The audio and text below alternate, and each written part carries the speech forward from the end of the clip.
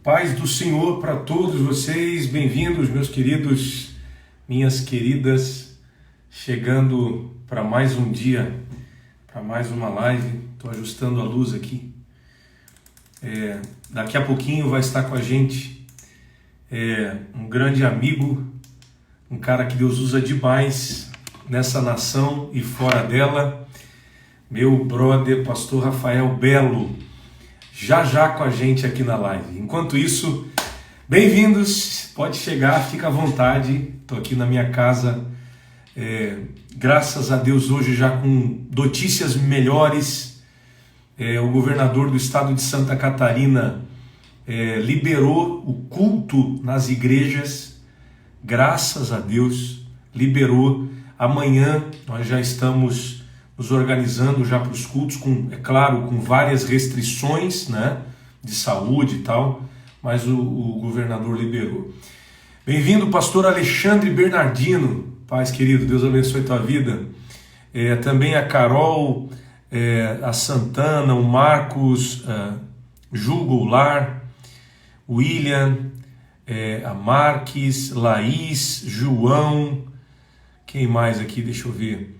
Carol, a Ana Cristina, a Cris, o David, a Dayana, o Rodrigo, toda a galera que está chegando por aqui. Daqui a pouquinho eu vou estar recebendo o meu brother, pastor Rafael Belo, e eu queria convidar você para compartilhar essa live com mais pessoas. Hoje nós vamos falar, entre outros assuntos, mas principalmente sobre oração, sobre a importância de uma vida de oração.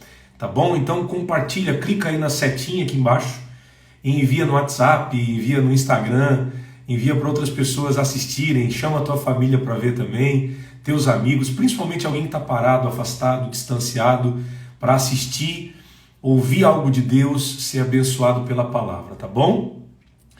Pastor Robertson Carvalho, quero marcar contigo para participar de uma live da UNADEB. Cara, você manda, pastor Robson, Deus abençoe. Pastor Robson é um amigo querido lá de Brasília, o coordenador da UNADEB. Muito bom ter você por aqui, é o pai do Átila. O Átila é um instrumento de Deus nessa vida, querido. Já chamei aqui o pastor Rafael Belo, vamos ver se ele entra aí, vamos ver se dá certo. Vamos lá? Tem bênção para a tua vida. Olha aí, cara! Fala, meu irmão!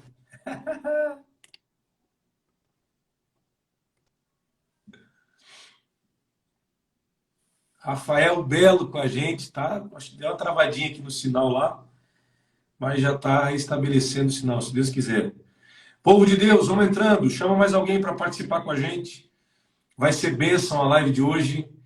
Nós temos muita coisa boa do céu para tratar aqui. E eu tenho certeza que vai ser edificante, vai ser muito maravilhoso. Então chama mais alguém para cultuar com a gente aqui, tá bom? Fala, Belo.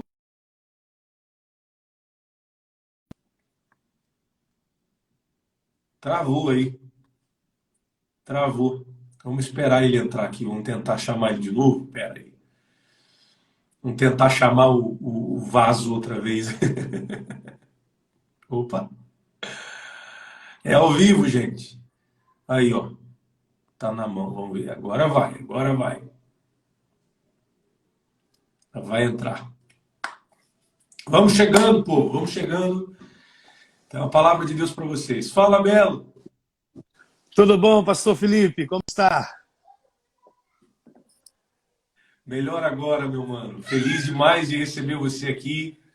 Você é uma bênção. Sabe que eu tenho um carinho muito grande pela tua vida, pela tua casa, você, a Natália. Que Deus te abençoe. Fica à vontade.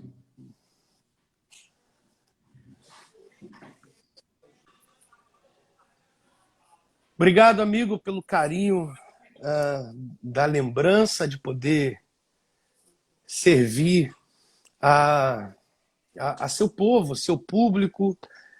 E eu me sinto muito honrado de poder compartilhar alguma coisa do coração de Deus que está no meu coração. E eu venho aqui agradecer ao seu coração. Você tem um coração muito, muito gracioso. E eu só tenho a a me expressar em gratidão. Obrigado, amigo. Amém. Rafael Belo, meu amigo, você tem sido um instrumento de Deus para abençoar muita gente, não só no Brasil, mas fora dele. E nos últimos anos, através da internet, tem expandido o alcance da tua chamada, do teu ministério e das mensagens que Deus tem te dado, né? Cara, de onde vem a inspiração? Esses dias eu estava conversando com um amigo, pastor, teólogo, um cara muito profundo na palavra, e ele disse, eu acho que a Bíblia do Belo é diferente da nossa. Acho que a Bíblia dele já vem com uma explicação diferente que não tem na nossa. De onde vem, cara, essa graça, essa capacidade, essa linguagem diferente do céu? Felipe, bondade de vocês, numa conversa em que vocês tiveram, lembrar de mim dessa maneira. Quem sou eu para indiretamente ter participado desse papo tão bom aí? Mas, cara, como é que eu vou te responder isso? É muito esquisito tentar explicar. Da onde vem essa inspiração? Eu não tenho como negar que vem do coração de Deus. Isso é único. Porém, tentar explicar como isso acontece, eu estou absolutamente limitado. Eu não consigo explicar para você qual é a estrutura disso.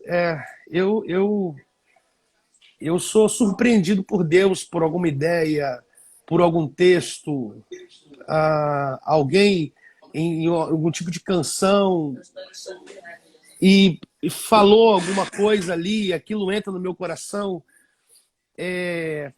Fonte inspiradora é Deus, porém fonte de relacionamento é a minha esposa. Então tem coisa que ela fala, tem coisa que ela prega, tem experiência que ela tem uma vez compartilhando comigo, tem texto que ela lê e passa para mim. Então é único, eu não sei explicar, é muito diferente. Esse processo criativo, eu acho que ele é muito pessoal, né? Cada um que Deus usa de um jeito e Deus se revela de uma maneira diferente para cada um na intensidade da procura, na intensidade da entrega, né? É bem... Se eu tentar explicar, eu vou acabar indo para um território que não me pertence. Então, legal. A fonte inspiradora é Deus e o relacionamento que me inspira é com a minha esposa. Ela tem algumas experiências com Deus que, uma vez, quando ela sai de perto de mim, eu fico meditando e algumas coisas acontecem a partir daí. Inclusive, ela está aqui do meu ladinho, está acompanhando aqui a gente. Aparece aí, cadê a pastora Natália? Filha, o pastor Felipe quer que você apareça aqui. Vem cá. As mulheres, elas fogem, né, cara? Elas fogem. Deixa eu tirar aqui.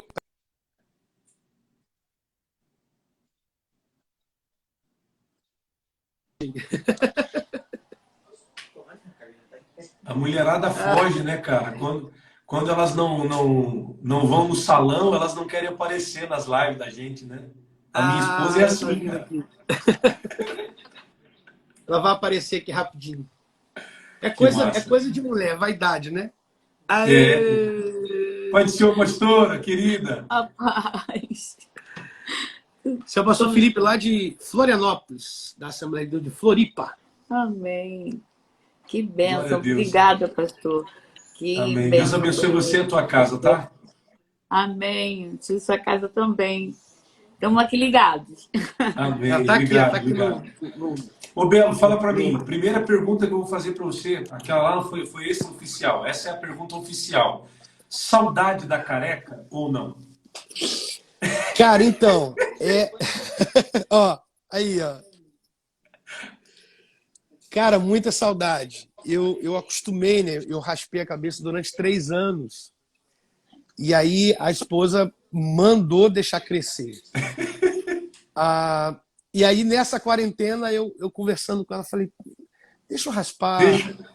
Eu não sei quando isso vai terminar. E aí demora a crescer o cabelo. Aí ela deixou raspar dessa vez. Sabe que muita gente me perguntou, cara, o Belo, ele era careca? Eu disse, não, cara, ele sempre optou por raspar. Sempre passava na navalha por vontade própria. O pessoal não acreditava, cara. E agora o pessoal vai tirar prova real, porque até então, muita gente, por mais que eu dissesse que o cabelo era meu, eles tinham uma ideia de implante, de prótese e tal. E não é, gente, aí, ó. Não é, não é. O meu também, eu não sou careca, cara. Eu não sou. Não, o Felipe não é. É uma opção. Se eu deixar. Cara, isso é muito bom. Só em volta, cara. Fica bem massa. Muito bom. Tomei banho agora. Cadê? Não precisa pentear, não precisa nada. Se fosse massa. Tem seus benefícios jogar pro lado, também, né? jogar um sprayzinho. Tá? Agora não, que acabei de tomar banho, resolvi, pronto. Tá pronto, tá bom. Muito mais prático. Conta pra gente, eu sempre faço essa pergunta para os meus amigos que entram aqui na live comigo, uma experiência engraçada que você viveu no ministério, nas viagens, alguma coisa louca que te aconteceu. Acontece muita coisa, pelo menos comigo. Eu imagino que você tenha muita história legal para compartilhar, mas compartilha uma história engraçada, diferente, que aconteceu contigo aí nessa caminhada. Lembra de alguma? Cara, eu não sei se vai ser engraçada para muitos. Na hora não foi engraçado. Então, assim, duas cenas muito distintas sobre isso. Eu preparei o sermão, não existia isso aqui, né? Isso aqui não existia. Eu preparei um sermão, e o meu sermão era frente e costa. Então, assim, é muito difícil eu pregar lendo, mas especificamente aquele sermão deveria ser assim, por causa da proposta do trabalho. Então, eu precisava ir pro povo, falando da liderança e tudo mais e tal, agradecendo, veio um diácono, cara, e ligou os ventiladores em cima, assim. Cara, aquilo foi Deus, porque o vento bateu no papel e, cara, o vento levou o papel de um jeito e eu não sei se muitos falam vasculhante ou basculhante, cara, o papel passou no meio, assim, e foi para fora da igreja. E aí eu fiquei daquele jeito assim, e todo mundo vendo. E a minha expressão era: tô lascado, porque... E aí o pastor grita atrás de mim: é Deus que soprou o sermão, pregador. Prega. E eu, sem saber o que fazer, mas eu tinha um texto na cabeça. Falei, cara, o que eu vou fazer agora? Eu vou ler o texto e vou desenvolver na medida que eu for lembrando, mas tipo assim, eu não lembrava de nada. Esse vento que soprou o sermão me deixou sem chão. Eu falei, assim, ele podia ter ido para frente, ter ido para o meio do povo. Não, o Felipe. No meio e foi embora. Eu falei, cara, isso não pode ter sido ação de outra pessoa, não ser de Deus. Para, sei lá, fazer alguma coisa. E foi uma manhã, especificamente, foi uma manhã muito incrível e tal, mas eu fiquei constrangido demais. Depois virou cômico a forma que... Mas nunca mais. Aí, a partir daí, a gente começou a colocar o clipezinho, não perdi. Pode aventar, irmão, que não dá. Bota o clipezinho ali. A mensagem. Parafusar ali. Não tinha como. E aí depois eu comecei a botar de fato o clipe para que, caso alguém ligasse o ventilador, não iria levar mais o meu sermão embora. Então essa foi uma história que depois... Eu tive algumas histórias assim, engraçadas no meu ministério, sabe? Mas eu acho que uma das mais... todo mundo tem um dia que a gente não tá bem, que a gente não tá legal, né? É normal. A gente é ser humano. Fui pregar num evento, cheguei na igreja e eu tinha preparado uma palavra sobre Abraão, a promessa, o período da espera, aquele problema com Sara e Agar, né? E era um evento voltado para a família, né? E Sabe quando a mensagem sai da sua cabeça, mano?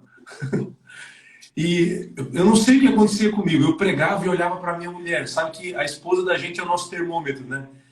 E eu olhava para ela e ela fazia assim para mim. Como quem diz, o que houve? O que aconteceu? Cadê o Nem eu mico? entendia direito a mensagem que eu estava tentando transmitir para o povo. E eu pregava e ficava com dó dos irmãos, e dizia, meu Deus, tem misericórdia. Coitado dos irmãos que não estão entendendo nada, né? Cara, eu sei que a minha cabeça, parece que eu estava muito cansado, tinha viajado muito e tal, estava sem dormir direito, quem sabe isso ajudasse, ou é só uma desculpa. E aí, eu fui pregar, cara, eu sei que eu comecei a perguntar para a igreja, irmãos, de quem era a culpa? Era de Abraão? Talvez. Era de Sara? Quem sabe? Ou era de Agar? Só Deus é que sabe. O tema da mensagem era de quem era a culpa. E eu não botei a culpa em ninguém, eu não falei de quem era a culpa. Aí estava muito ruim o negócio, estava muito difícil, eu estava pedindo socorro com os olhos assim para o povo. E aí eu me lembro que no final eu botei a culpa no diabo, mano. Você ainda tem um álibi, que eu Felipe. Felipe, É. cara, mas você ainda tem voz para cantar. Você é um cara que canta, você manja de uma voz boa e tal. Cara, você tem o dom da cura. No ruim de tudo, você chama o povo pra frente e ora e Deus cura.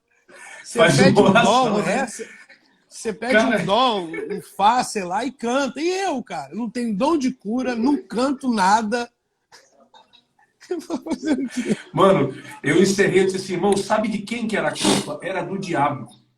Mano, eu saí daquele culto com tanta vergonha dos irmãos, do povo, que eu não queria falar com ninguém. Eu fui pro hotel. Graças a Deus que eram 2 dias na mesma igreja. Então tinha um outro dia para eu me desculpar com a igreja. Recompensar, né? Recompensar. Cara, no outro dia, quando eu fui pregar, veio um irmão antes do culto. Eu disse, pastor, você não faz ideia de como Deus falou comigo ontem. Eu disse, o irmão deve estar rindo de mim, brincando comigo, né? Porque como que Deus falou com ele? Será que tinha um anjo traduzindo a mensagem no ouvido dele? Porque nem eu entendi. E ele disse, pastor, eu estava com um problema. Briga lá em casa com a minha esposa, com os meus filhos. E lá em casa estava um botando a culpa no outro. E ontem no culto eu entendi que a culpa não é da minha mulher, não é dos meus filhos, era do diabo. Então funcionou, cara. Porra. Deu certo. Cara, Deu Deus certo. é lindo, né, mano? Só Deus para arrumar uma mensagem dessa, né? Então você teve tudo ao seu favor, cara. No final da minha, não teve ninguém nem que disse assim, cara, que bom, né? Nem o que bom, né, teve. Que bom, né? Ô, mano, fala para mim, como é que a pastora Natália, no teu ministério? A minha esposa, ela me puxa pro chão, sabe? Ela é meu equilíbrio. Né? Às vezes você sai de um evento, de um culto, e, cara, foi uma bênção, uma glória, e muita gente, pô, que glória, pastor, que mensagem poderosa. E aí eu pergunto para ela, daí, amor, o que você achou? Ela disse, 6,5. Então ela me põe, ela me traz racionalidade. Como é que é a Natália no ministério? Cara, é bem diferente, né?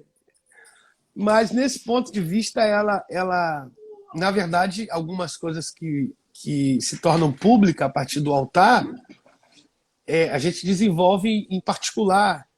Então não tem essa coisa de que foi muito bom ou não foi tão bom, porque já se discute na mesa sobre o assunto, né? Então tem coisas que vai se tornar público no altar da igreja local, mas a gente já discutiu na mesa, a gente já fez pontuações, eu já compartilhei com ela já fez os adendos dela, e a gente montou, construiu junto.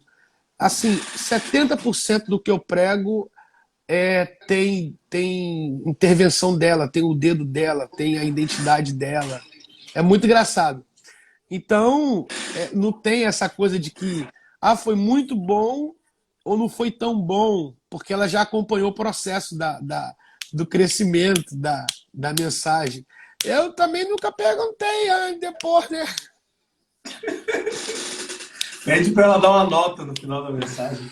Não, Qualquer coisa, se ela não quiser dar nota, liga para mim aqui, eu pergunto para a Dami.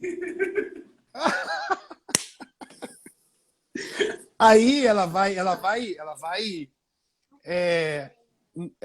dar uma nota boa em detrimento a não ser você. Ela, como esposa, tem aquela liberdade de falar não foi bom, mas de repente, tratando-se de outra pessoa, ela vai ser muito educada. Com certeza.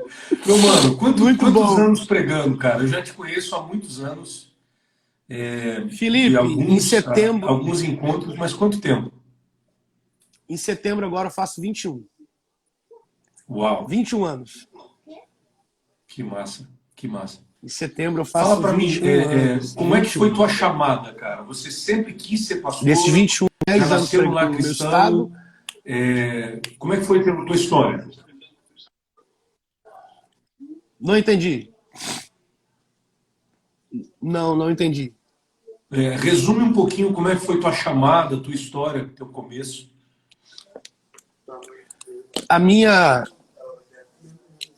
Eu sou de origem batista. A princípio, eu me converti, fui pego pelo pé, na verdade, na Universal, porque tinha um futebol às 9 da manhã, aos domingos. E só podia ir para o futebol quem fosse no culto das primícias. Esse culto tem até hoje na Universal, que é 6 horas da manhã. De 6 às 7, de 7 às 8 um café da manhã, e às 9 era o futebol. Eu sempre fui muito fominha de bola. Mas aí só podia jogar esse futebol, que era o melhor futebol da semana. Por incrível que pareça, era o melhor futebol da semana.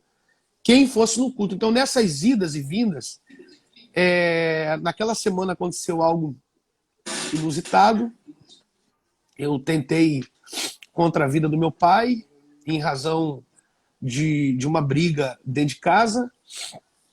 E naquela semana eu tive um encontro com Jesus. E daquele dia em diante, a minha vida se resume em igreja, escola e casa. Casa, igreja, escola. Eu já cheguei a ficar 15 dias dormindo no altar da igreja.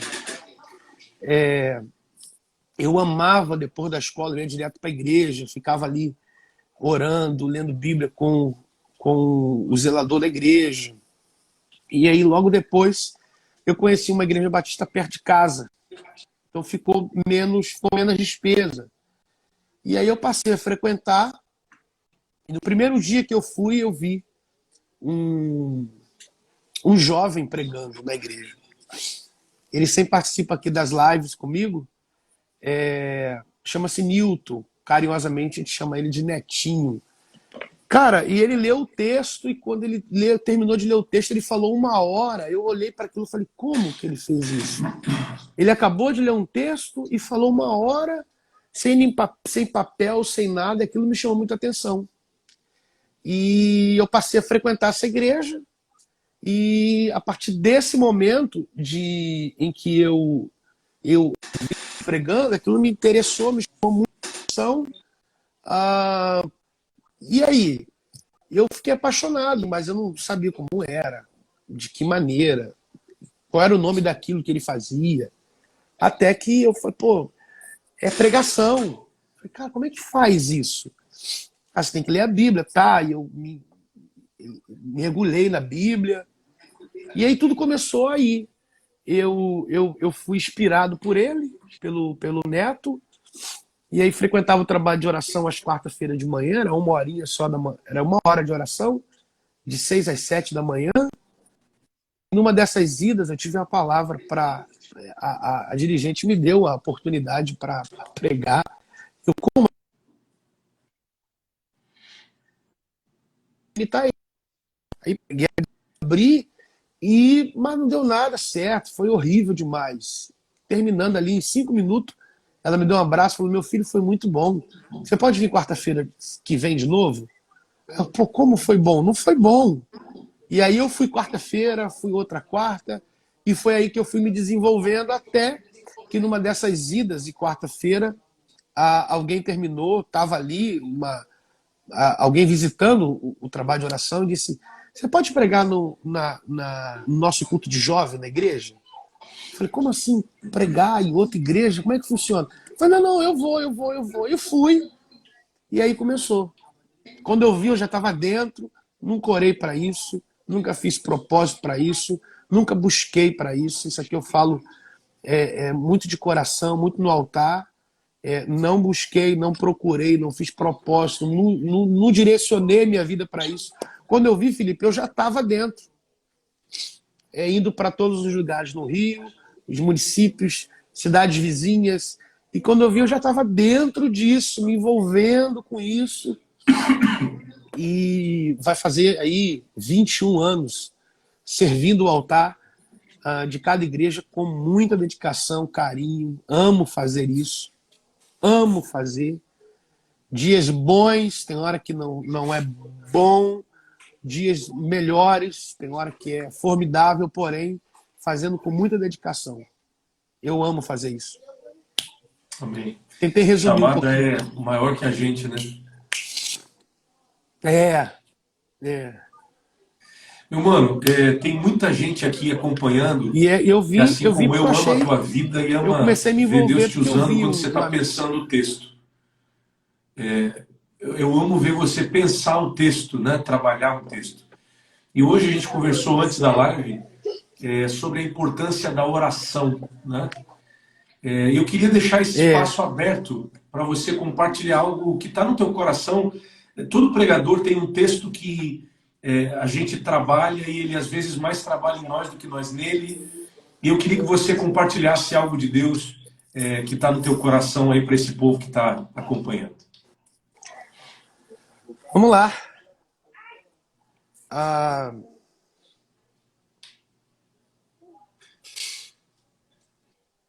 Jonas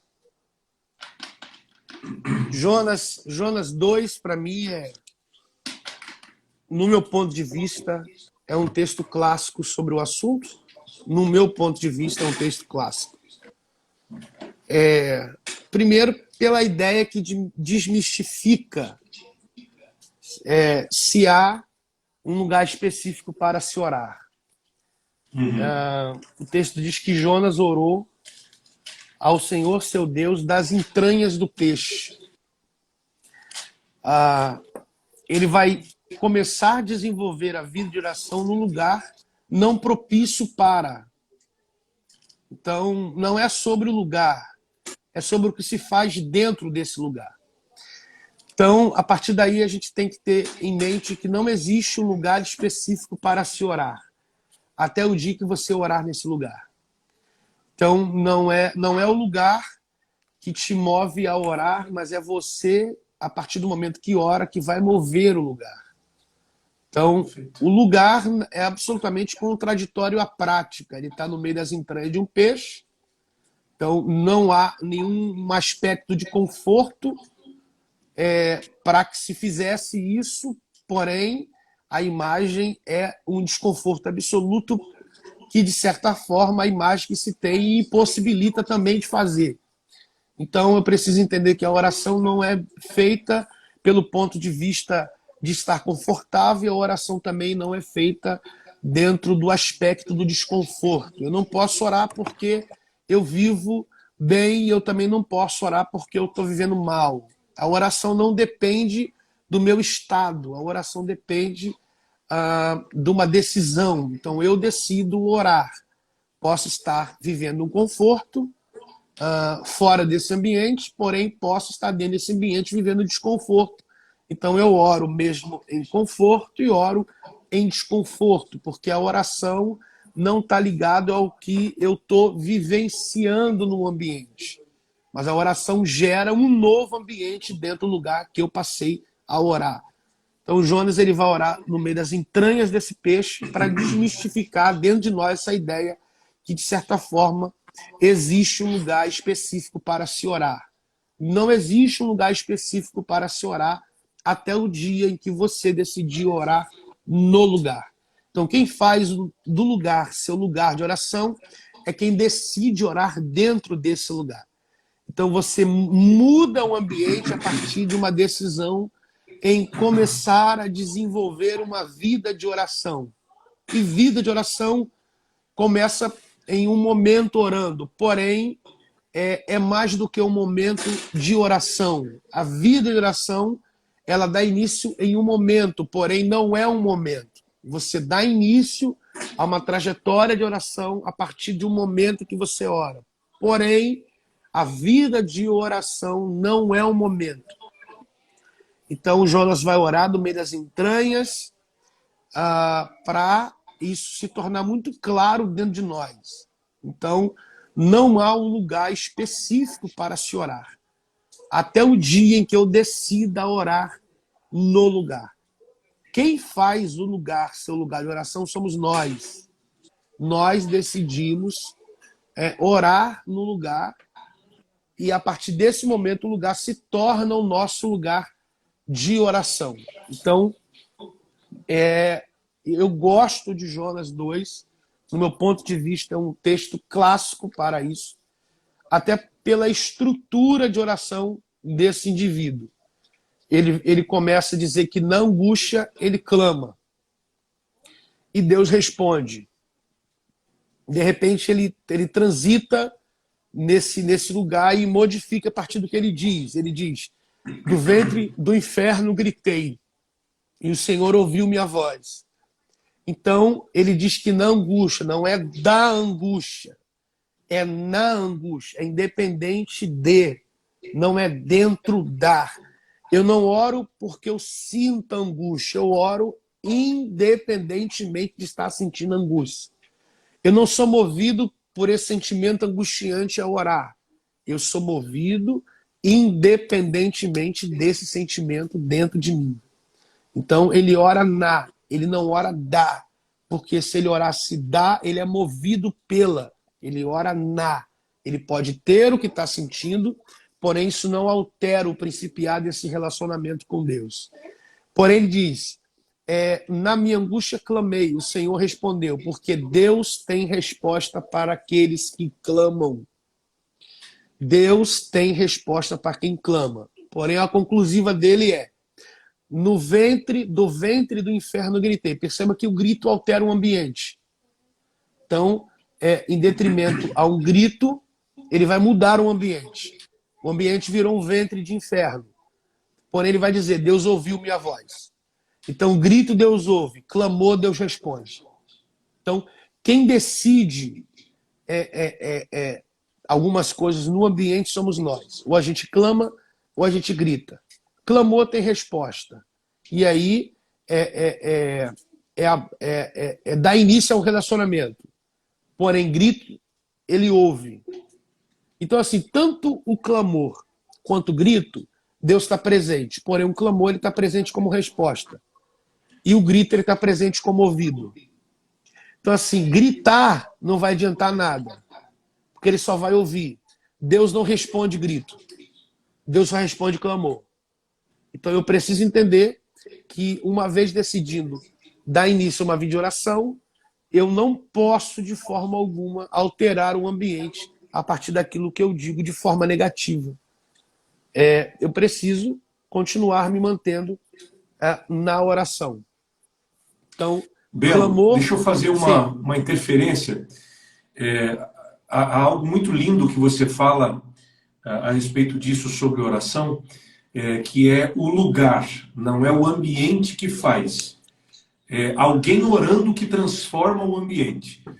Interessante que Jonas, no capítulo anterior, de dentro do navio, no conforto do navio, ele dorme. Mas na insegurança, na instabilidade, na proposta da tempestade, dentro da barriga do peixe, ele ora. Então, ele não ora quando o conforto está presente, ele vai orar, clamar a Deus na hora do desconforto, na hora do sofrimento.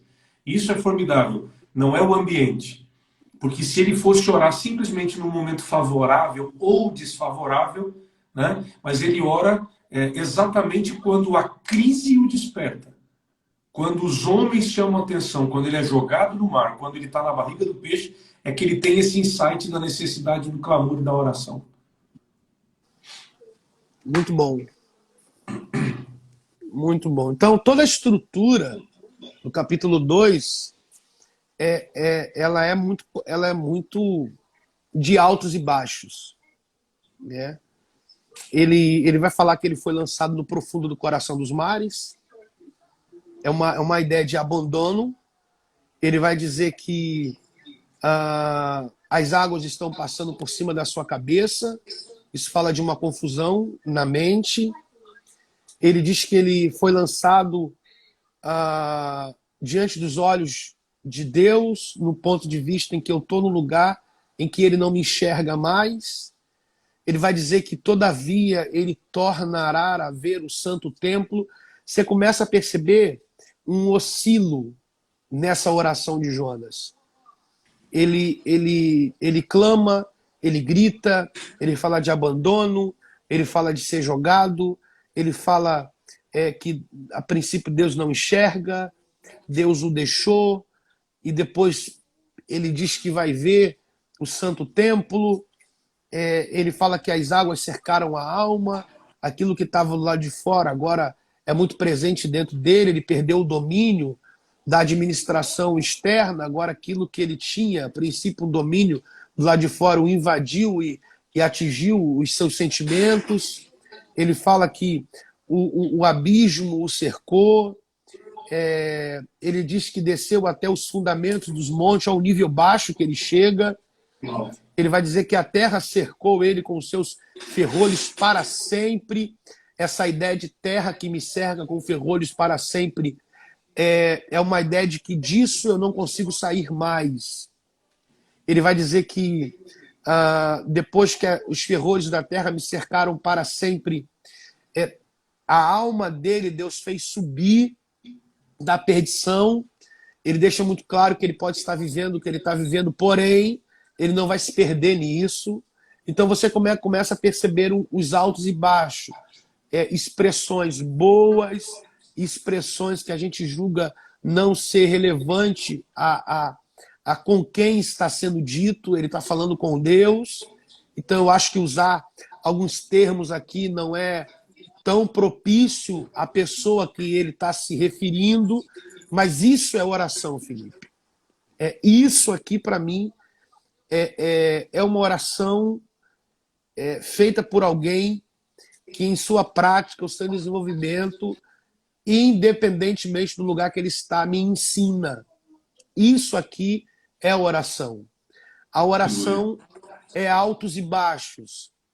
Oração não é você medir palavras, oração não é você procurar termos, oração não exige de você uma postura para, a oração ela não exige de você uma expressão de aonde você procura palavras para que, de certa forma, aquele que vai te ouvir não te julgue em razão de o desqualificar, quem sabe, ainda que na sua cabeça, por um tipo de palavra que você usaria com qualquer outro, menos com ele. Isso é oração. Ele vai dizer que quando a alma dele começou a desfalecer, ele lembra de Deus. Ele vai dizer sobre as falsas vaidades. Ele vai falar da sua misericórdia. Então, é uma oração que, se você olhar para essa estrutura de oração, você vai dizer assim: isso aqui não se deve ser tomado por exemplo algum.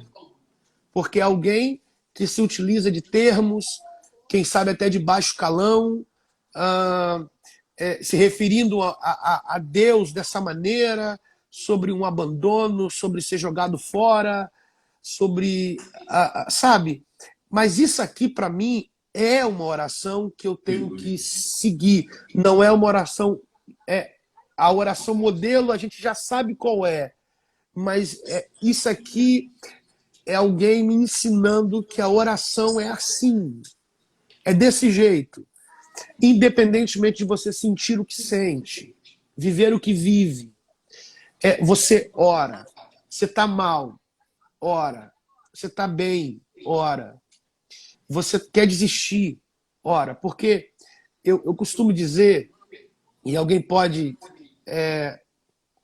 todo dever do mundo, querer me refutar, mas eu penso assim, que palavras é o que menos Deus ouve quando se trata de oração. Oração não é só o que eu digo, oração é uma postura. Então, a minha postura, Deus ouve mais do que as minhas palavras. Perfeito. Porque eu posso ter uma postura de oração e querer falar alguma coisa que não é verdade o que eu estou sentindo. Então, oração é você falar o que sente, é você falar das dores, você falar dos seus baixos, você falar das suas angústias, você falar dos seus pesares, você falar dos seus traumas, você falar que não está bem, você falar que você não gostou, fale que você vai embora, fale que você vai chutar aquilo que sustenta a barraca, fala que você não aguenta, fala que você não suporta, fala que você vai para fora mesmo, que você vai para longe mesmo. O importante não é o que você está dizendo, mas é a quem você está dizendo.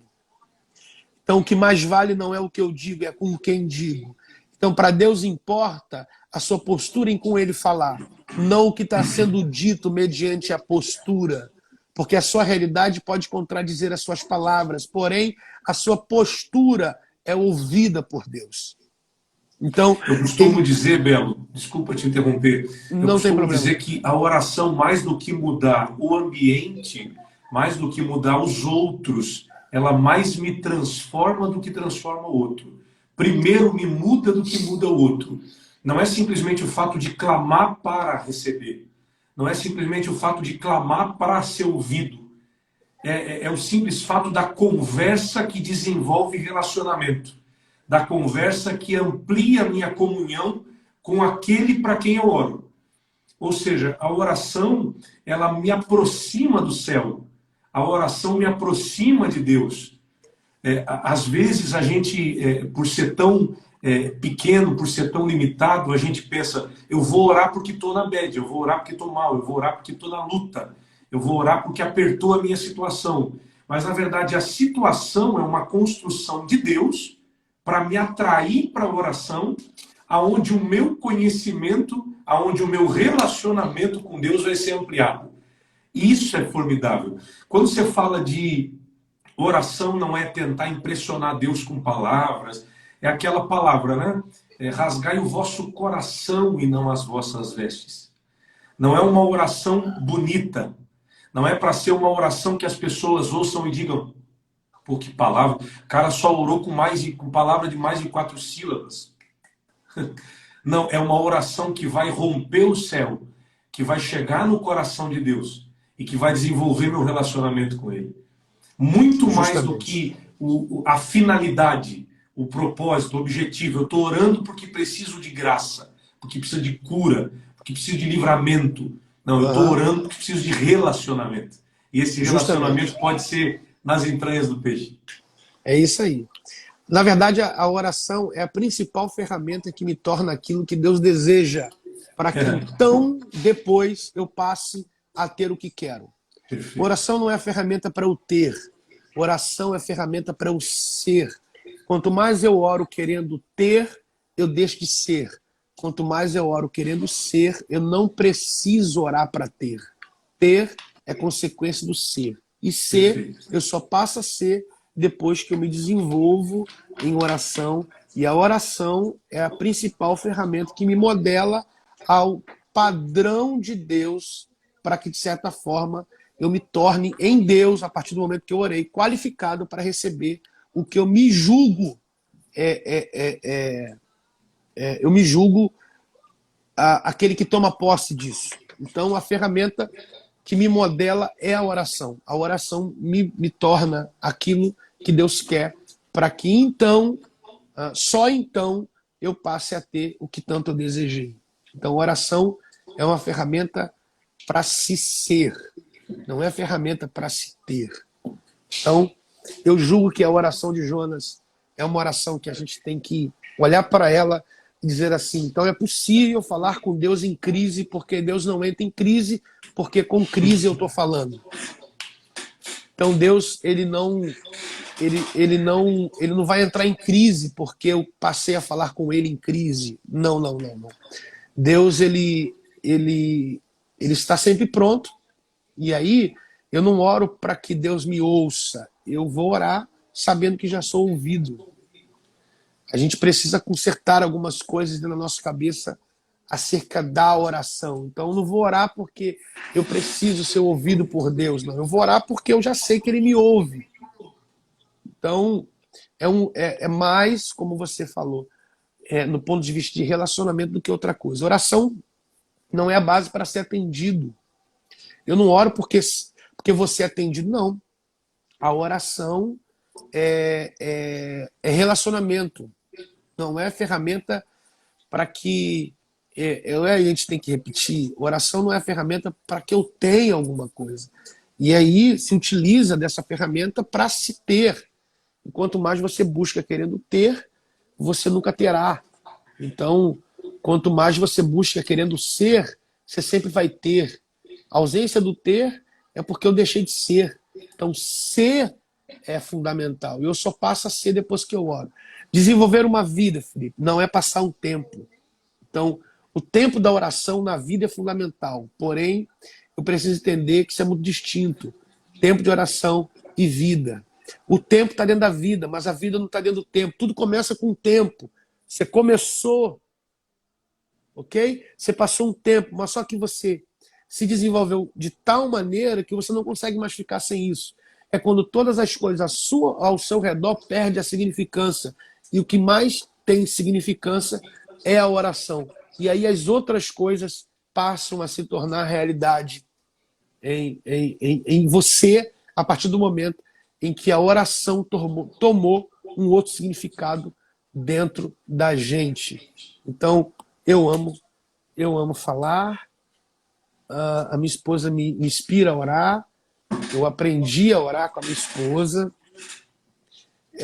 eu sou inspirado por ela a cada momento a fazer isso, a desenvolver sobre isso, a ter um ponto de vista melhor sobre isso. Não é sobre um assunto, é sobre uma prática, não é sobre um sermão, é sobre uma vida aberta. Então, não é sobre falar de oração, é sobre viver isso. Então, é o que a gente precisa mais.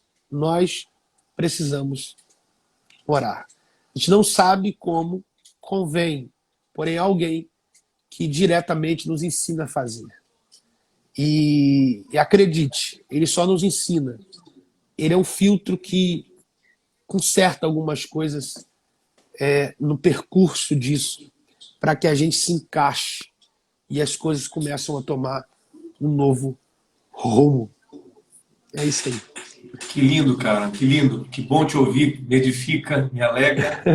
Eu tenho certeza que toda essa galera que está aqui embaixo, assistindo, participando, estão sendo edificados também, abençoados. Eu acho lindo quando o Jonas clama e a resposta não vem para ele.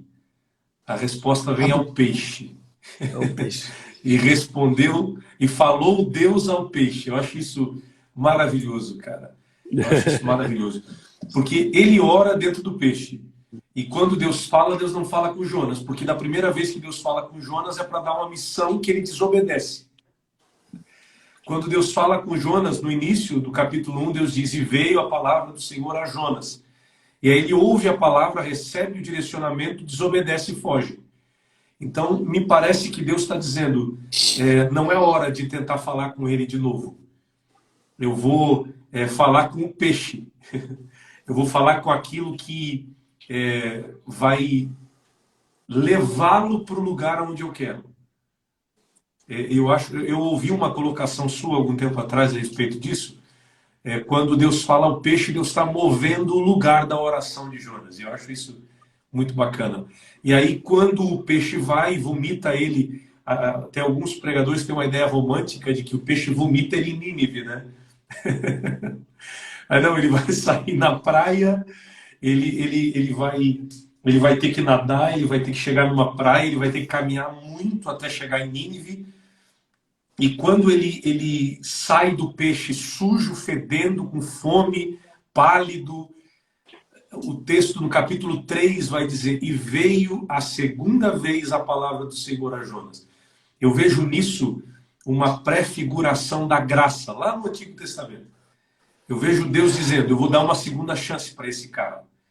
Eu vejo Deus dizendo: eu vou dar uma segunda oportunidade para ele. E veio a palavra a segunda vez a Jonas. E a palavra é exatamente igual à primeira. Só que agora o que vai fazer diferença é a reação de Jonas. Agora ele não vai fugir como da primeira vez, desobedecer como da primeira vez. Agora ele já aprendeu a lição do peixe, da tempestade, do navio, da loucura que foi a desobediência. Agora a resposta dele vai ser obedecer, seguir a palavra. Antes de pedir para você orar e abençoar essa galera toda que está com a gente aqui, tem mais uma coisa que é muito linda. Se Jonas obedecesse, se o capítulo 1 e o versículo 3 fosse o texto narrando Jonas se levantou e obedeceu, é tão interessante porque não teria praticamente todo o capítulo 1, não teria o capítulo 2. Nós pularíamos do capítulo 1 e versículo 3 direto para o capítulo 3 e versículo 3. Então são dois capítulos da história de Jonas, que é tempestade, que é barriga do peixe, que é a descrição dele de ter ido ao abismo, né? Dois capítulos que não existiriam se ele preferisse obedecer ao invés de fugir. A bênção da obediência e o sofrimento causado pela desobediência. É interessante, Felipe, porque assim, Deus chamou Jonas, e aí eu pergunto a você, mas aí você, como a galera, vai me responder. Deus chamou Jonas, sim ou não? Sim. Ok. Mas aí, se você disser que Deus chamou Jonas para mim, Deus não sabia que ele fugiria? Sim, na sua onipotência, onisciência, sim. Ok? Então, por que ele mesmo assim chama? Deus chama Incrível, né, Jonas, cara? mesmo sabendo que ele vai fugir. Deus não deixa de chamar Jonas porque ele vai fugir. Deus chama sabendo que ele vai fugir. Só que Deus está em um fugir de Jonas. Existe um programa de Deus em cima disso. Então, existe um chamado e existe uma fuga. Quem vai fugir, foge para o porto. E por incrível que pareça, tem um navio no porto. Deus está no navio do porto. Deus chama, alguém foge para um porto, tem um navio no porto. Deus está no navio. Deus só não está no navio. Deus está no capitão.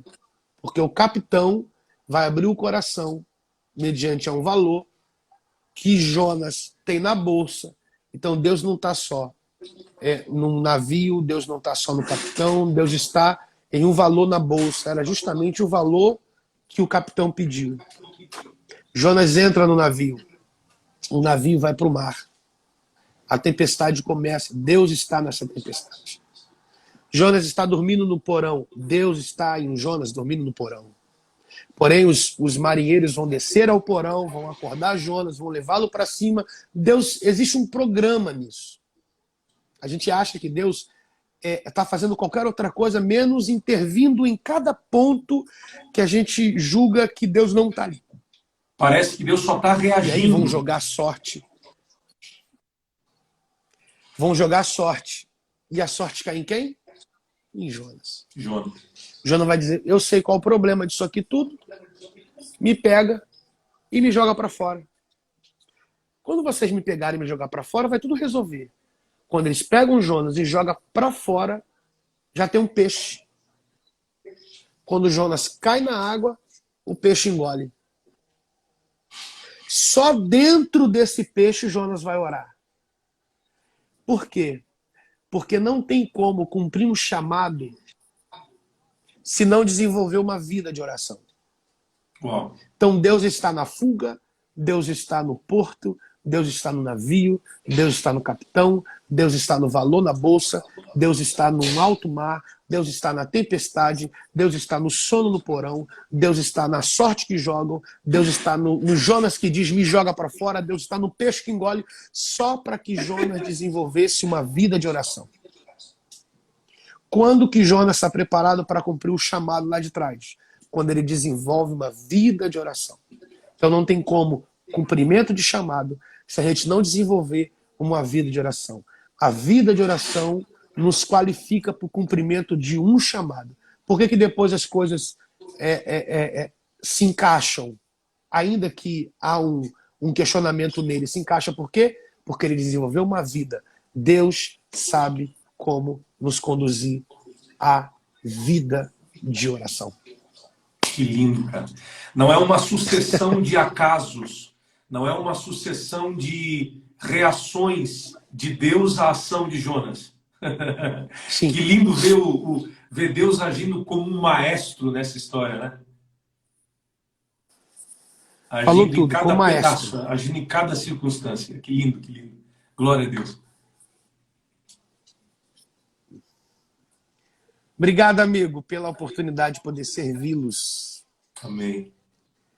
E eu queria fazer um pedido, Rafa, se você puder orar por essas pessoas. A gente falou de oração, você Claro. nos deu uma aula maravilhosa do capítulo 2 de Jonas. Sempre bom te ouvir, sempre uma honra te receber, você é uma bênção. Obrigado. Não só na igreja, como aqui na internet também. E eu posso falar, o Belo é um cara que me edifica muito mais fora do púlpito do que no púlpito. Então, as nossas conversas, quando a gente sai para comer alguma coisa, quando a gente, depois de um culto, está juntos, você me edifica muito mais fora do púlpito do que no púlpito. E isso é muito precioso. Muito precioso. Obrigado.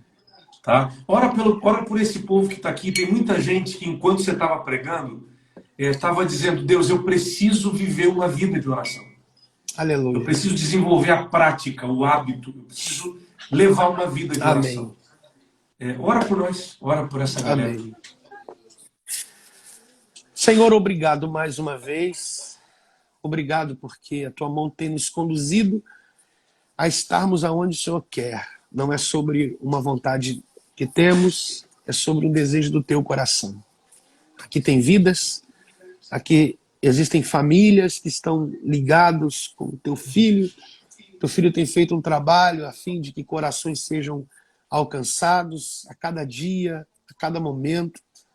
E nós aqui estamos como simples ferramentas conduzidas pelo teu Espírito a fim de que corações sejam alcançados. A gente não sabe o que vai acontecer daqui a algumas horas, ou quem sabe daqui a alguns dias, ou até mesmo amanhã. Isso tudo está no seu programa. Porém, a gente lhe pede que o Senhor nos prepare.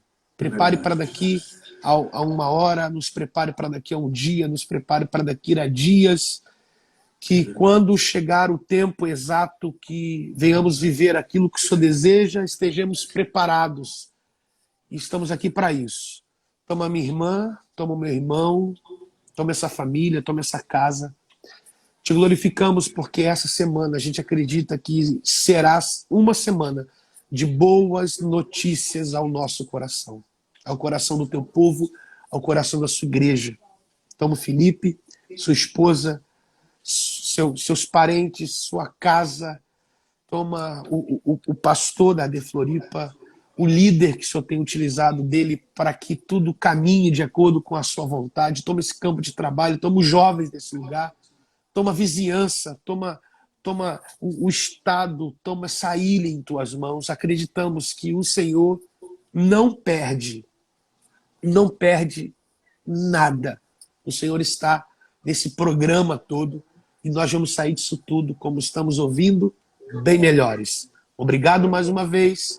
Ser conosco em nome de Jesus. Amém. Amém. Obrigado, Belo. Obrigado a todos que entraram amigo. Aqui, que foram edificados. Deus abençoe. Obrigado. Valeu. Valeu, mano. Tchau, meu povo. Que Deus Tchau, abençoe tchau. vocês. Amanhã vai estar aqui comigo o pastor Cláudio Gama, trazendo uma lição maravilhosa da palavra de Deus. Quarta-feira, André e Felipe. E a gente continua todas as noites às 10 horas. Essa live vai estar no meu canal no YouTube daqui a algumas horas.